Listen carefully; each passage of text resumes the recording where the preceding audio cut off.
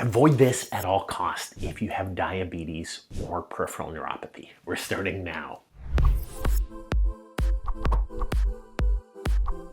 If you have diabetes, joint pain, or inflammation, this is the single number one thing that contributes to most people's diabetes, joint problems, peripheral neuropathy. This is high fructose corn syrup. This is a sugar-based sweetener used in processed foods and drinks in the United States. Fructose has to be broken down through a more complex pathway than glucose alone, and it can't be utilized directly in the bloodstream. A lot of that sugar is now converted to triglycerides, which deposits in the liver, leading to fatty liver disease. You develop visceral fat in your abdomen as well. This is one of the main reasons people get that unhealthy, stubborn fat that they can't get rid of. But most people don't know what this really is and why it's so bad. Like regular sugar, it consists of simple sugars, glucose and fructose, bound together. For decades, high fructose corn syrup has been used as a sweetener in processed foods. Due to its fructose content, it has been heavily criticized for its potential negative health effects. Many people claim that it's even more harmful than other sugar-based sweeteners. We compare high fructose corn syrup and regular sugar, reviewing whether one is worse than the other. High fructose corn syrup is a sweetener derived from corn syrup, which is processed from corn, as the name implies. It's used to sweeten processed foods and soft drinks.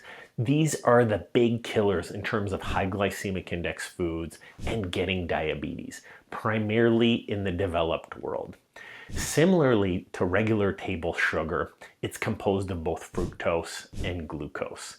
It became popular in the 1970s when the price of sugar was high and the government subsidies made high fructose corn syrup cheaper, allowing it to be put into food. Though its use skyrocketed between 1980 and 2000, it has declined in recent years, possibly due to the rising popularity of artificial sweeteners. In the past, we used to eat sucrose, which could be used in your blood immediately, but then high fructose corn syrup, or HFCS, was introduced because corn was subsidized. The problem is corn is made up of fructose, and fructose has to be turned to fat and to sugar storage. It can't be utilized directly in our blood. So the problem with fructose is it has to be turned to fat or to storage. So we keep it in our midsection and we grow tummies and get less healthy and develop diabetes. But it's not just that. The average daily capita calories in the United States has mostly been made from flour and cereal products, added sugars, fats. You could see the calories the average American gets from vegetables, from fruit, from dairy, and from meats, eggs, and nuts are not what's going up.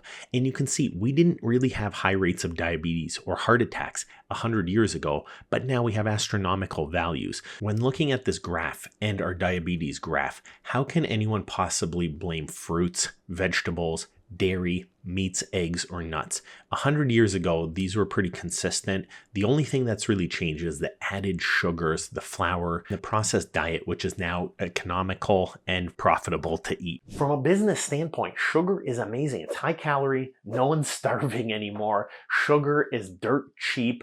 Here are 6 reasons why high fructose corn syrup is terrible for you, and you should do your best to avoid it. High fructose corn syrup is about 55% fructose, a type of sugar. It takes your body more steps to break down fructose compared to glucose.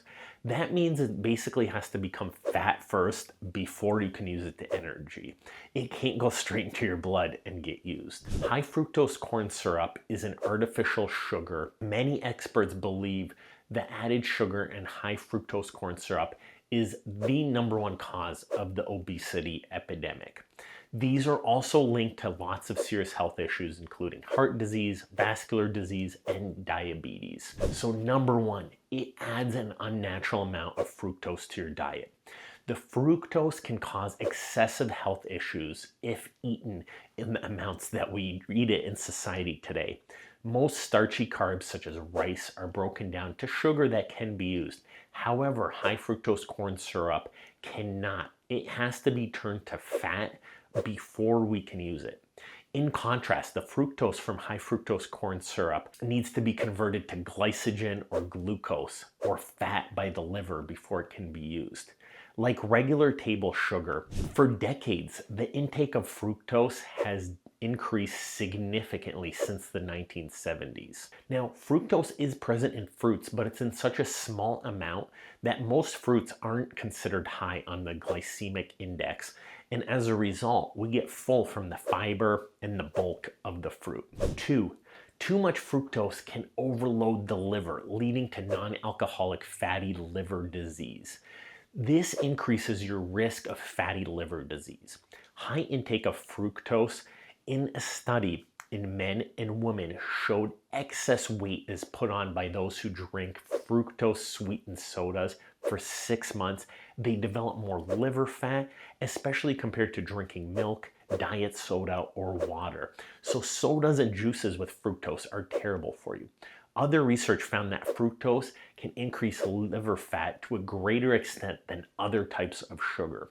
In the long term, liver fat can lead to serious health issues such as fatty liver disease and type 2 diabetes. And it's important to note that the calories and the fructose from fruit are in smaller amounts, so it does not spike your blood sugar as much and lead to these bad effects. Even though fructose is in fruit, take a look at how low the glycemic index is on most fruit. Most are under the 55 low range level, except for cantaloupe, watermelon, and dates. Number 3, high fructose corn syrup increases your risk of obesity and weight gain.